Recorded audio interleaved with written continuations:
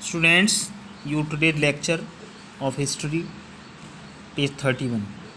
Students, इसके बाद आपने जब देखा कि अभी उन्हें कम से कम 15 घंटे मजदूर को काम करना पड़ता था और वो एक तरह से हॉस्टल में सभी लोग इकट्ठे रुका करते थे, जैसा कि इस फिगर 6 में दिखाया गया है कि लोग शिफ्टों में सोया करते थे। जो काम किया करते थे वो जब उनका काम ख़त्म हो तो वो आकर सो जाते थे, और जब उनका काम ख़त्म हो जाए तो दूसरे आकर सो जाया करते थे। और उस समय लोग चैरिटेबल, जैसे कि लंगर होते हैं, उस तरह की जगहों पर लोग खाना खा करके अपनी ज़िंदगी को बचा रहे थे और इसी तरह के डॉर्मेट्रीज़ में रहा करते थे। वर्कर्स भी सोशल ग्रुप में डिवाइडेड थे और किसी किसी के गांव के साथ मजबूत संबंध थे और कुछ शहरों में आकर ही रहने लगे थे परमानेंटली। और जो कामगार थे उनके भी अलग अलग गुण थे, यानी वो अलग अलग चीज़ों में निपुण, वो अलग अलग काम किया करते थे।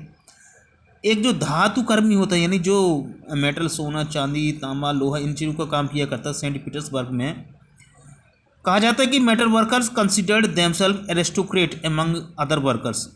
तो धातु के जो काम करने वाले थे, मजदूर हुआ करते थे, वो अपने आप के दूसरों से ऊंचा या श्रेष्ठ मानते थे, क्योंकि उनके काम में ज़्यादा ट्रेनिंग और कुशलता की आवश्यकता होती है।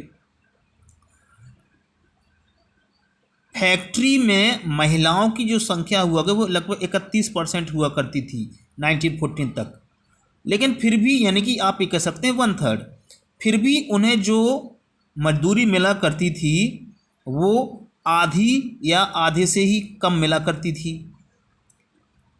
और ये इसके अलावा मजदूरों में को अलग अलग तरह की ड्रेस और मैनर्स भी, तौर तरीके भी फॉलो करने पड़ते थे। कुछ कामगार मजदूर ऐसे थे जिन्होंने अपने एसोसिएशन बना लिए थे, और लेकिन फिर भी जो ऐसे फाइनेंशियल हार्ड्स, यानी कि ऐसे जो एसोसिएशंस थे वो बहुत कम थे, और उन्हें लगता कि ज़रूरत के समय में इन एसोसिएशंस का कुछ फ़ायदा होगा। डिस्पाइट डिवीजन्स, इन डिवीजन्स के अलावा वर्कर्स एक हो जाया करते थे जब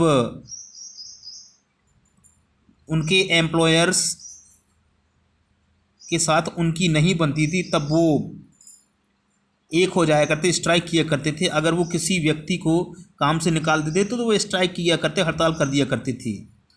और ये अक्सर ही 1897 में जो टेक्सटाइल इंडस्ट्रीज हुआ करती उनमें अक्सर हो जाया करती थी। और ऐसे ही मेटल इंडस्ट्री में भी 1902 में 1902 में हुई थी एक बार। द कंट्री साइड पीजेंट्स, जो गांव में जो किसान हुआ करते वो ज़्यादातर ज़मीन पर खेती किया करते थे, लेकिन वहाँ की जो नोबेलिटी थी या कुलीन वर्ग के लोग थे, उच्च वर्ग के लोग थे, जो राजा था या फिर जो वहाँ का परंपरागत चर्च था, यानी धार्मिक स्थल जो हुआ करते थे, उनके पास ज़्यादा ज़मीन हुआ करती थी और उन पर वो खेती किया करती थी। तो जिस तरह से वर्कर्स डिवाइडेड थे मेटल वर्कर्स में और दूसरे फैक्ट्री वर्कर्स में, उसी तरह से ये किसान भी आपस में डिवाइडेड थे और अलग अलग उनको माना जाता था।